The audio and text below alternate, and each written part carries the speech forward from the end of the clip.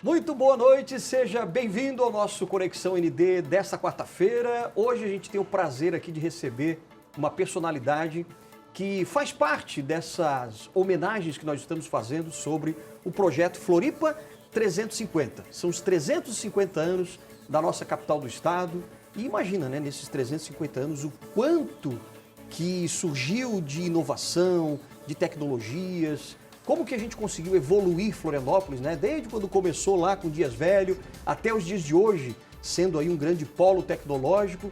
Quem são as pessoas, né, que contribuíram para que Florianópolis realmente fosse a cidade que é hoje, não é verdade? Então hoje a gente vai falar um pouquinho da área da saúde, que ele, por exemplo, é uma das maiores autoridades quando se fala em cirurgia pediátrica. Ele contribuiu não só para Florianópolis, Santa Catarina, mas para o Brasil, para a América Latina e também para o mundo. Ele é o nosso convidado de hoje, vai contar um pouco também dos seus encontros marcantes, último livro de Murilo Ronald Capella, que está dando a honra, então, de estar presente no nosso Conexão. Como é que está, doutor? Muito obrigado. Muito obrigado Boa pelo noite convite, a honra é minha. Meu Deus, a gente é que tem essa honra. Como é que o senhor está? Tudo bem? Tudo bem, muito bem de saúde. Bem, né? de saúde. Que é o que importa, É o que né? importa, é verdade. É O verdade. resto a gente vai levando aí, né? Aliás, eu estava conversando aqui com o senhor e eu perguntei assim, meio que uma pergunta indiscreta, né? Mas que idade que o senhor tem? Vamos também fazer aqui para o público de casa saber, porque a sua resposta eu gostei muito. Posso fazer essa pergunta? Não, quando me pergunto a idade, eu costumo dizer que eu tenho 3 idades. 3 idades. Eu tenho a idade biológica, que é a saúde, de 32 anos. Tem a 32. idade mental, já com mais experiência, de 55. O problema é a soma das duas, que é a idade cronológica, que são 87. 87 anos. Mas com saúde plena. Com certeza. Que é o que importa. É verdade. Agora, doutor Murilo, a gente já lhe entrevistou várias vezes, a gente tem aqui o senhor como uma referência muito grande, mas eu gostaria que o senhor contasse um pouco dessa referência, como é que surgiu lá atrás, quando o senhor realmente implantou e ajudou a contribuir com a cirurgia pediátrica na América Latina, né? Mas isso começou não aqui em Santa Catarina, começou em outros lugares, como é que foi? Não, eu fiz residência médica no Rio de Janeiro, assim que me formei em Curitiba, que à época não tinha faculdade de medicina aqui. Eu fiz vestibular em Curitiba, fiquei 6 anos e fui para o Rio de Janeiro. Certo. Fazer cirurgia geral. Porque naquela época não existia cirurgia pediátrica como especialidade. E quando eu voltei para Florianópolis, por causa de um telegrama, Olha, que quando eu estava encerrando o meu treinamento em cirurgia geral, no Hospital São Miguel, do Rio de Janeiro, o chefe do serviço, que era um renomado cirurgião, o mais de todos à época, chamado Fernando Paulino, ele chega para mim no refeitório e diz assim: eu quero convidá-lo para você ficar mais um ano comigo, depois eu vou mandá-lo para a Clínica Maio, trabalhar com o professor Catel, nos Estados Unidos, um ano, volta e você vai se integrar ao serviço. Eu olhei para ele, agradeci, fiquei emocionado, mas disse para ele: eu tenho aqui no bolso, levei a mão no bolso, puxei um telegrama e entreguei o telegrama para ele. E o telegrama dizia: professor Roldão Consone, chefe do Departamento de Cirurgia da Universidade Federal, me convidando para me integrar a esse departamento assim que eu encerrasse o meu treinamento. aqui em Santa Catarina. Aqui. Ele olhou o telegrama e disse: você vai se dar bem com o professor Roldão Consone. Eu já entendi. Aí eu disse: doutor Fernando, além do mais, o meu pai é viúvo, minha mãe morreu recentemente, eu sou noivo, quero me casar e quero iniciar minha vida lá.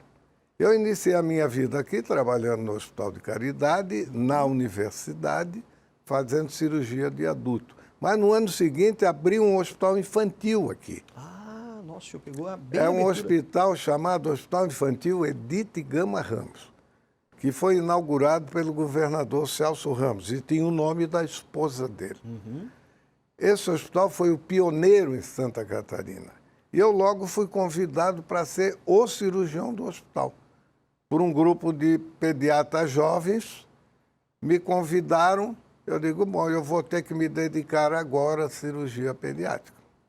Fui a São Paulo fazer um curso com duração de 1 mês, ao término do qual foi fundada a Sociedade Brasileira de Cirurgia Pediátrica. Eu fui um dos fundadores. Puxa. A partir dali, a especialidade foi se desenvolvendo. Eu fazia vários cursos, principalmente em São Paulo.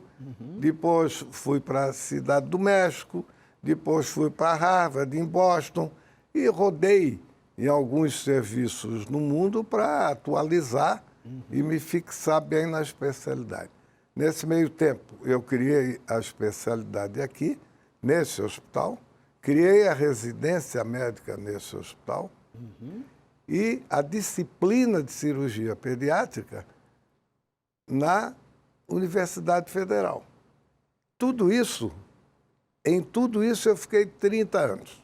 30 anos de Depois dedicação veio o exclusiva, Hospital né? Infantil Joana de Guzmão, que deu continuidade, fazendo uma residência que é reconhecida em todo o país e aqui na América do Sul também, porque nós tivemos residentes de outros países. Então, foi um momento da minha vida, isso aí há quase 50 anos, que foi muito gratificante. Porque eu consegui, como cirurgião pediátrico, ser muito útil às crianças. Ser muito útil àqueles que aprenderam alguma coisa comigo e até hoje eles recordam isso. Não, e eu vejo vários médicos que estão saindo agora dos cursos de medicina lhe agradecendo, porque o senhor também deu muita contribuição para a formação desses novos médicos, né? Mas uma questão interessante que eu acho que é bom a gente aqui até explicar para o público de casa, para quem não conhece ainda isso, mas quando o senhor implanta e começa a contribuir para essa cirurgia pediátrica, o que mais fez o senhor de fato contribuir? Era o seu conhecimento já sobre o funcionamento do organismo de uma criança? Como é que foi isso, esse início desse processo? Não, é o estudo. Né? Você tem que estudar. Sim. Estudar a criança como um todo, porque criança, no nosso caso, da cirurgia pediátrica, vai do útero da mãe aos 15 anos de idade. Fazer diagnóstico dentro do útero da mãe. Faz 30 anos eu escrevi um livro chamado Sinais Clínicos de Alarme Cirúrgico do Recém-Nascido, pela editora Ateneu do Rio de Janeiro. Esse livro, 1000 exemplares, em 2 meses tinha acabado. Porque grande número de pediatras e cirurgiões pediátricos do país adquiriram o livro. Porque é um livro que eu não falo em exame complementar. Eu não falo em ultrassom, ressonância, porque nem existia. Sim. O que eu falo é examina a criança. Vê quais os sintomas que ela está apresentando. Porque se apresentar tais e tais sintomas, tem tal doença. Se apresentar esses outros sintomas, tem aquela doença. Isso aí foi muito útil. Embora tenha 30 anos, como é um livro de semiologia, até hoje, estudantes de medicina, médicos e residentes, etc., se utilizam dele. Esse foi meu primeiro livro na área médica e que teve um sucesso bom, foi vertido para o espanhol na Argentina. Então, esse foi realmente um grande começo. Implantar alguma coisa. Tá?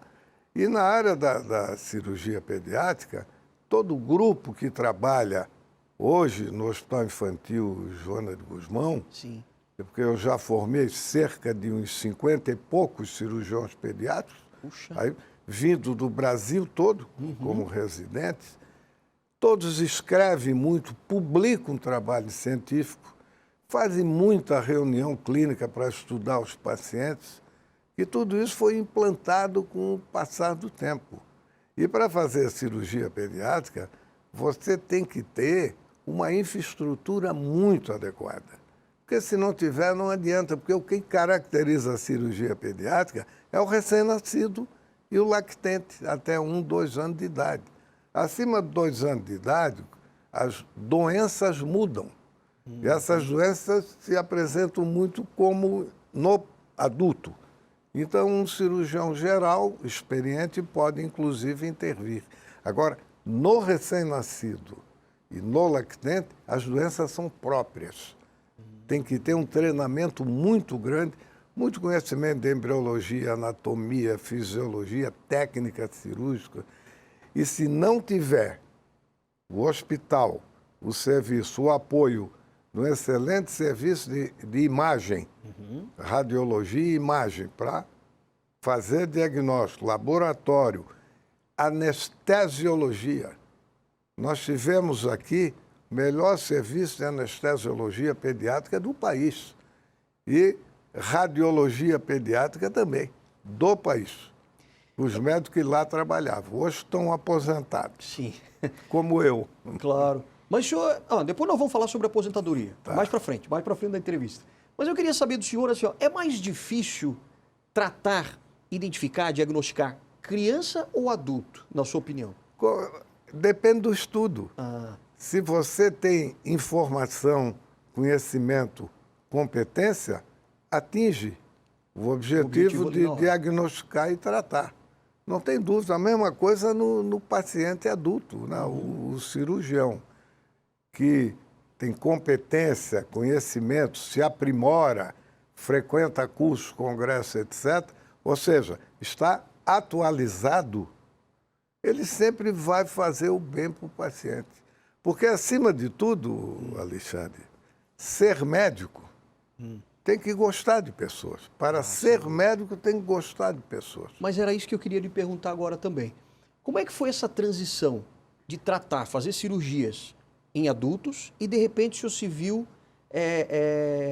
fazendo cirurgias em crianças? Porque eu imagino que, assim, tratar adultos já deve ter um certo relacionamento também com aquele paciente, mas com criança também não chega a ser um pouco mais íntimo, talvez, ou até mais doloroso você ter que tratar a criança? Eu não vou dizer a palavra doloroso, mas é mais emocionante. É mais emocionante, imagina. Dá um pouco mais de emoção. Mas isso aí eu sempre fiz e transmiti, que na hora que nós vamos tratar a criança, nós temos que encarar que nós estamos ajudando a criança Certo. a se livrar de um mal, para poder crescer bem e se integrar na sociedade. E, acima de tudo, se relacionar com os pais, explicar aos pais o problema e aquilo que será feito. E essa Eles entendem isso aí. Essa transição, houve um período em que eu fazia cirurgia geral e cirurgia pediátrica, juntos. junto. Mas, com o passar do tempo, ia mais pediátrica do que geral. Mas por uma opção sua, não? Não, por opção minha. Ah, por opção. Até que chegou um momento que um professor de pediatria, que era de Curitiba, mas vinha dar aulas aqui, à época, professor Israel Cate, falecido, e junto com ele o professor Nelson Grisar, pediatra famoso, né? Vamos nos encontrar daqui a pouco, mandou um abraço para você. Opa, grande. Eu doutor. disse que nós íamos estar juntos. Eles me chamaram Sim. no primeiro hospital infantil e o professor de Curitiba me disse assim, o que é que você é?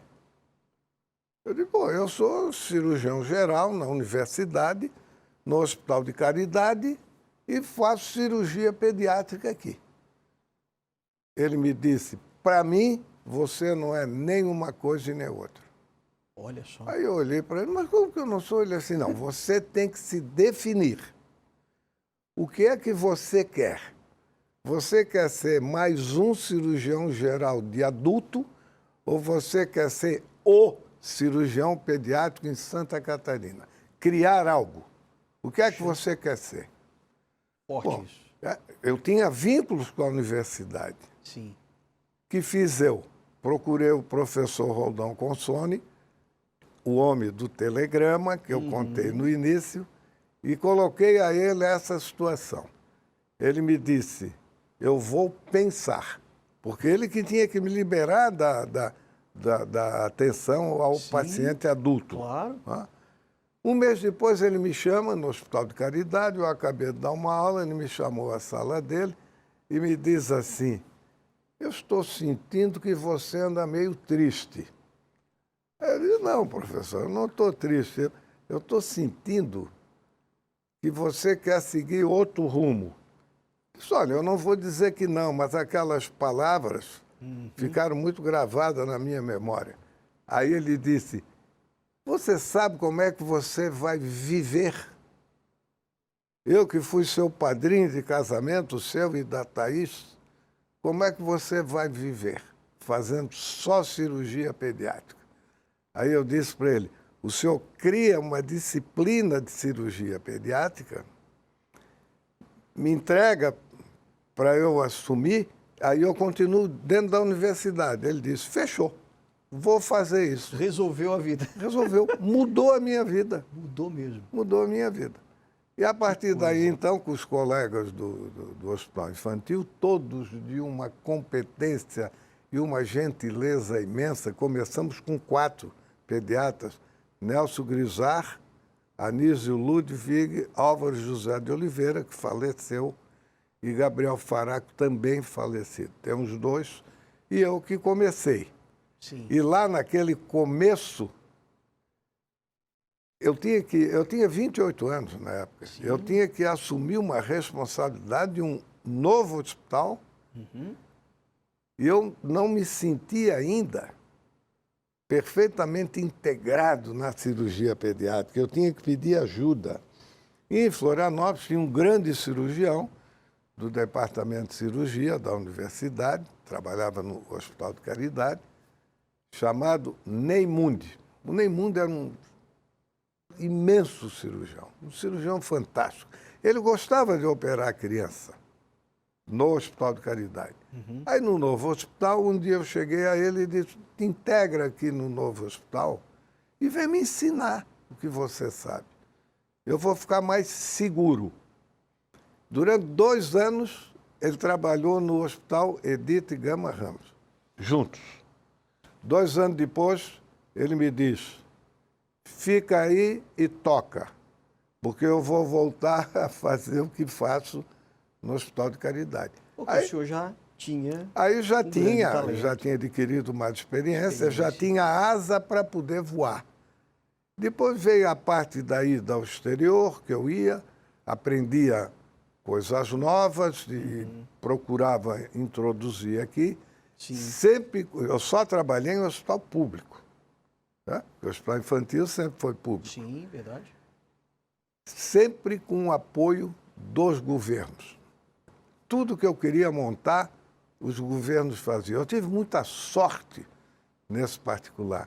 Começou com o governador Celso Ramos, depois o governador Ivo Silveira, depois o governador Colombo Machado Salles, que foi padrinho de casamento meu e da minha mulher, pelo lado da minha mulher. Olha só. Meu sogro era engenheiro civil como ele e trabalharam juntos. Sim.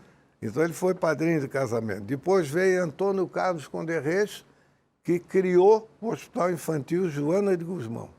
E o Jorge Bornhaus, que equipou e contratou pessoal. Tudo isso em 1979.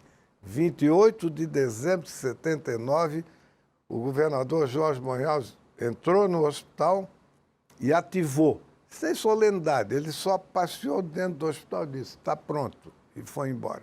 Quanta história, hein? Quanta história, hein?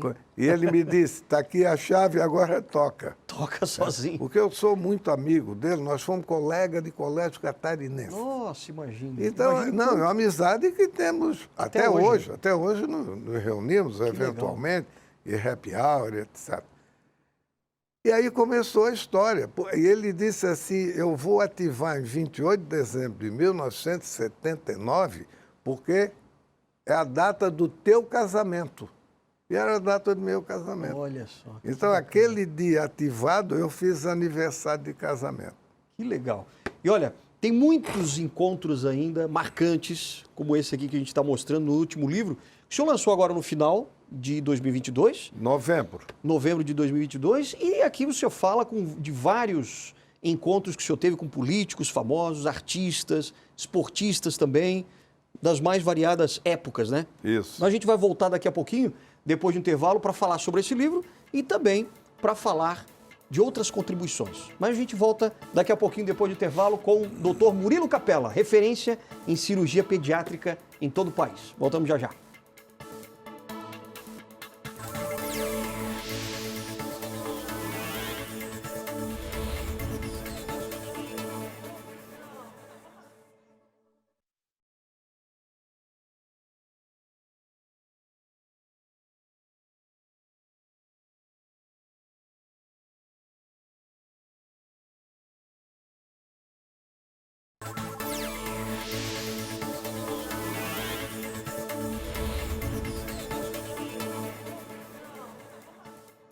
De volta nessa noite de quarta-feira muito especial, hoje aqui trazendo o nosso convidado, também mais do que especial, Dr. Murilo Capella, nossa referência em cirurgia pediátrica, não só aqui no estado de Santa Catarina, mas no Brasil e também no mundo.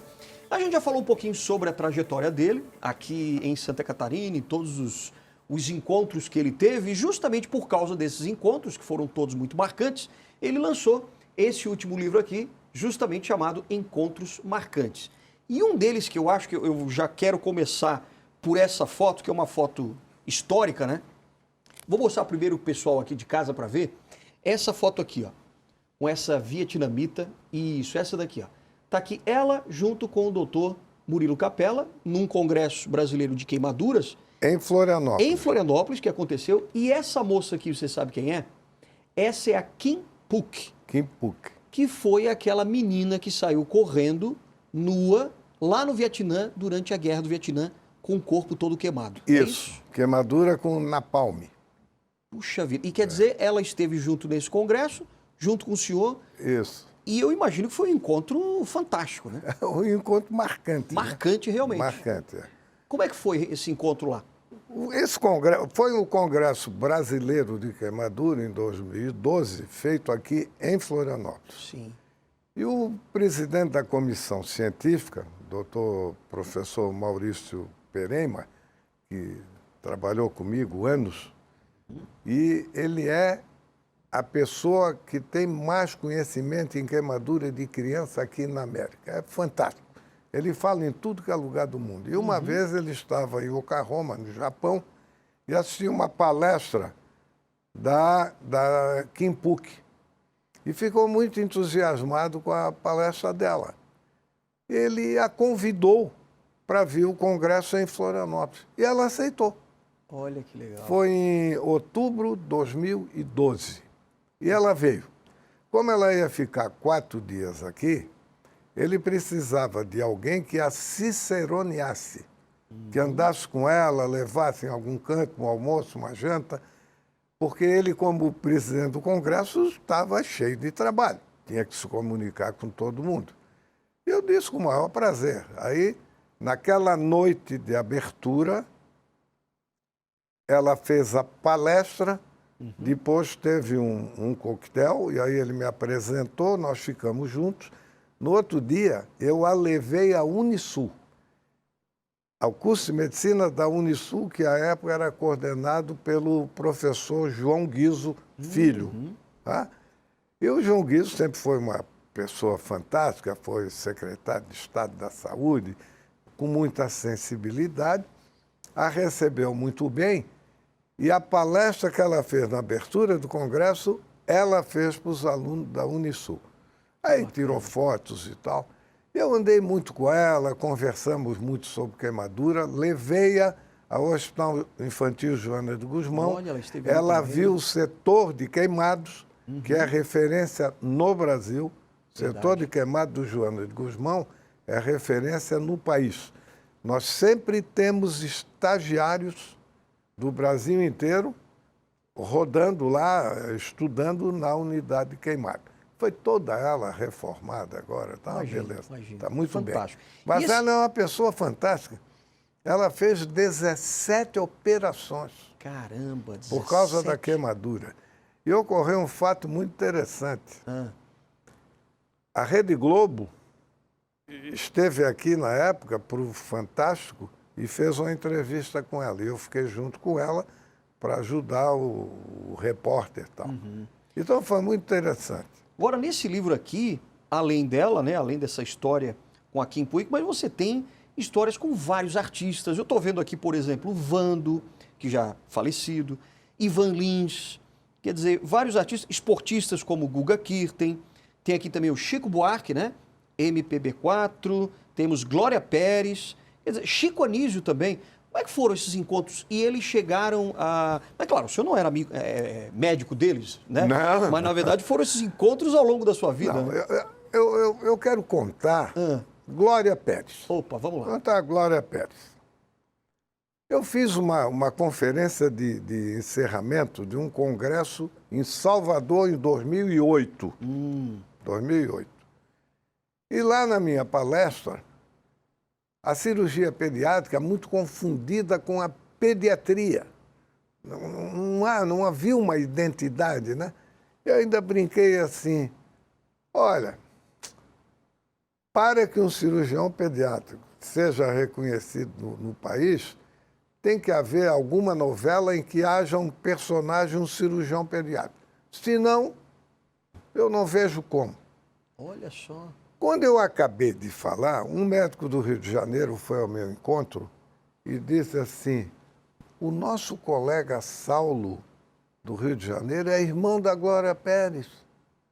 Quem sabe a gente fala com ele e ela insere um personagem nessa novela que está aí agora.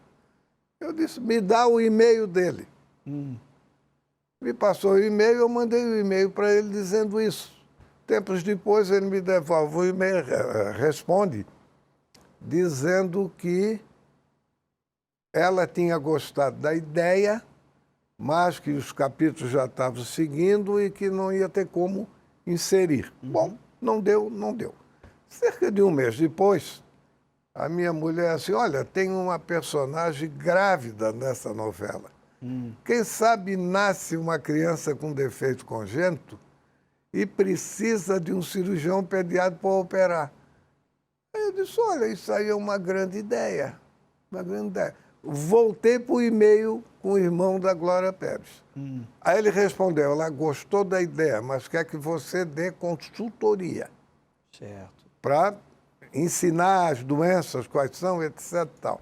Aí eu comecei a dar consultoria, dei o nome da doença, como é que opera. Ela criou um personagem. O Murilo Rosa, o ator Murilo Rosa, Sim. foi o personagem Dr. Lucas Garrido. E ela mandava e-mail para mim, dizendo assim, assiste o capítulo de segunda-feira.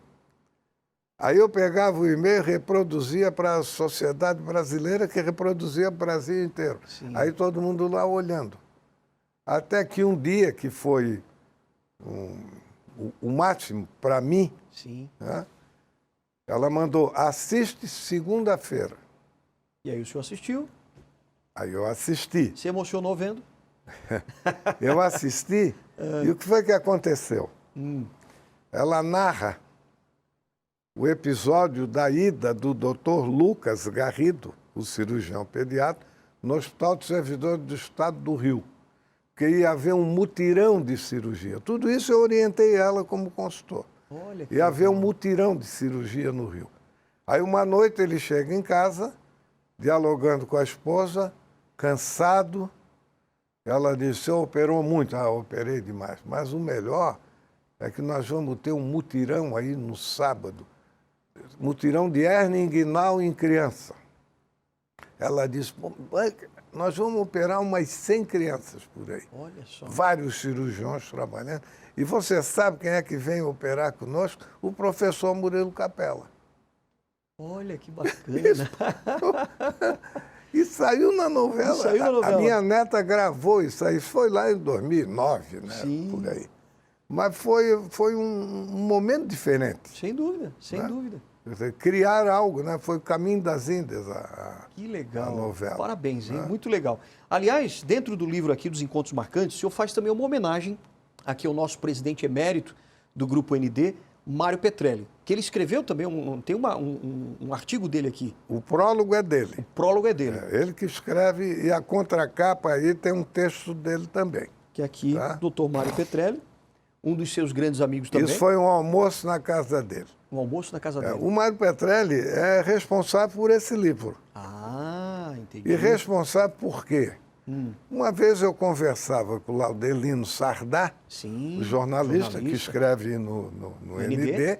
Eu leio sempre, né? Bom, eu assino o ND. Eu fui o 17º assinante 17º? Notícias do Dia. O 17º. Já faz tempo, hein? Pô, bota tempo nisso. Mas eu recebo todo dia em casa. Sim, né? claro. E aí, eu conversando com o Laudelino Sardá, falei, né, que eu tinha encontros assim, mas que ficava assim meio receoso de contar alguma coisa, porque como eu ia me encontrar com algumas pessoas famosas, dava a entender que eu queria me enaltecer.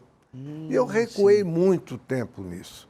Mas o Sardá disse, ô Capela, eu como jornalista encaro isso como a sua vida. Claro, sem Se dúvida. aconteceu, por que não narrar?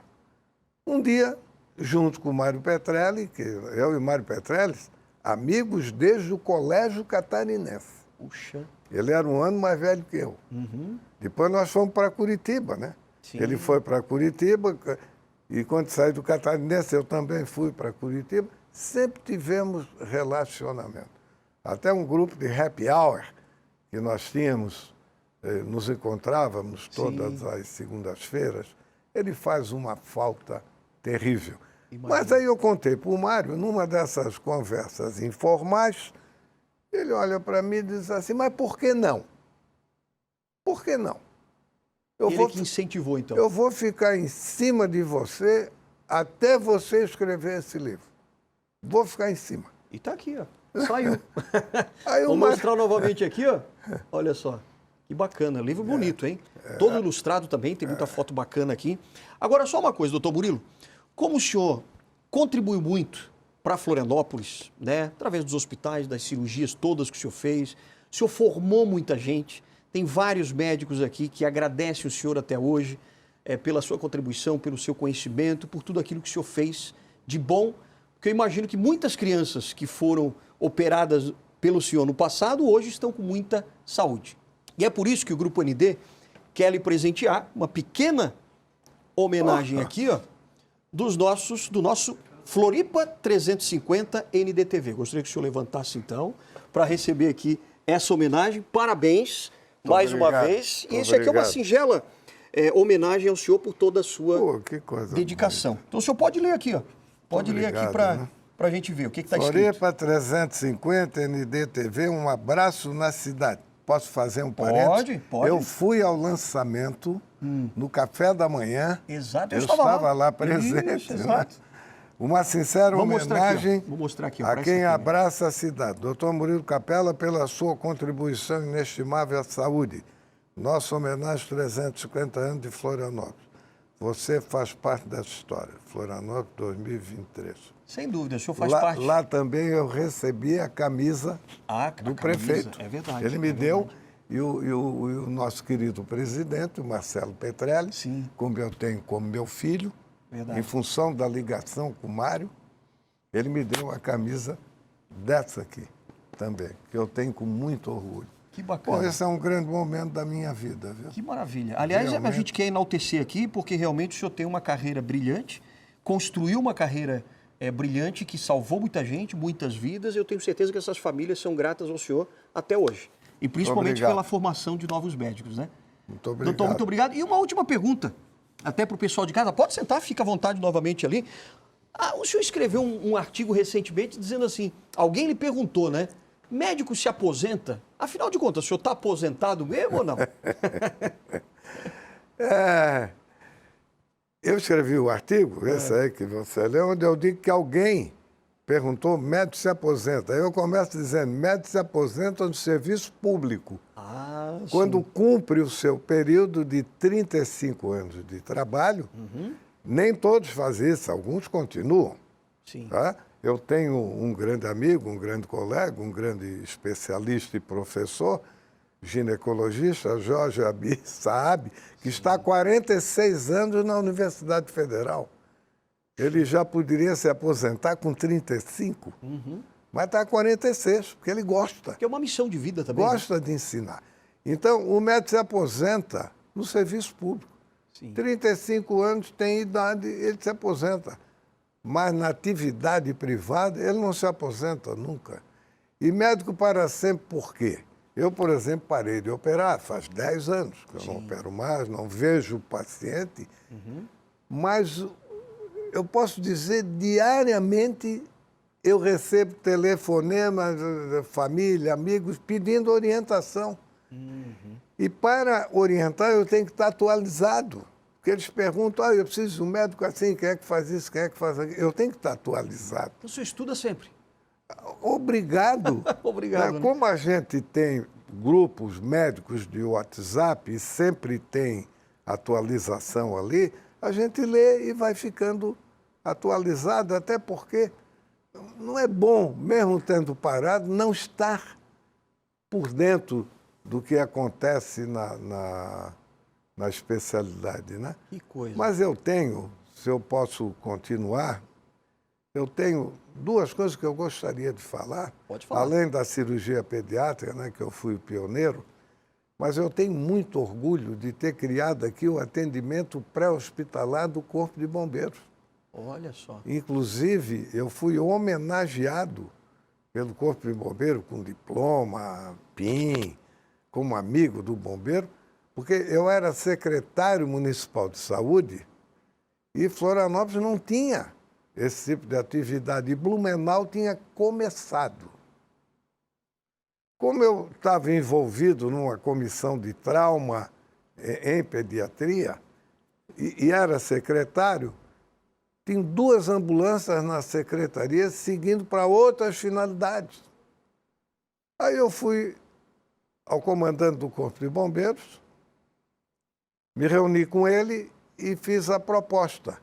Vamos criar um atendimento pré-hospitalar. Ele me responde, nós temos aqui o tenente César, que hoje é coronel e chefia, o tenente César, que esteve em Brasília, no Ministério da Saúde, fazendo um treinamento. Chama o tenente César.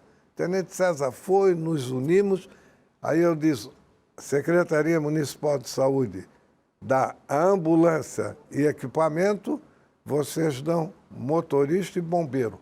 Até hoje funciona. Que bacana. Então, isso aí foi um negócio muito bonito. A outra coisa que eu criei foi o voluntariado do Hospital Infantil. A AVOS, Verdade, AVOS, que foi Associação dos comandada Voluntários. pela senhora Maria Gertrudes da Durante Luz. muito tempo, né? Que legal. Ela assumiu aqui. Eu criei o serviço e chamei, e elas assumiram e até hoje tem um papel fantástico. Olha, doutor Murilo, a gente poderia conversar aqui durante horas, né? Para saber de todas as histórias. Tá muito agradável. Mas eu quero encerrar essa nossa participação aqui dando um abraço do senhor, porque o senhor merece um abraço, né? Pelo nosso Floripa 350. Obrigado Alexandre, por ter vindo obrigado aqui. pela gentileza e pela competência. Imagina, a gente tem um carinho muito grande pelo senhor, pelo seu Obrigado. trabalho. Obrigado. E muito obrigado por estar aqui Eu que no nosso agradeço. Conexão. Muito Valeu obrigado. mesmo. Ótima Valeu. noite para o senhor. Ótima noite para você de casa também. Não perca o nosso Conexão. Amanhã, quinta-feira, tem também. E eu volto na próxima quarta-feira. Até lá. Obrigado.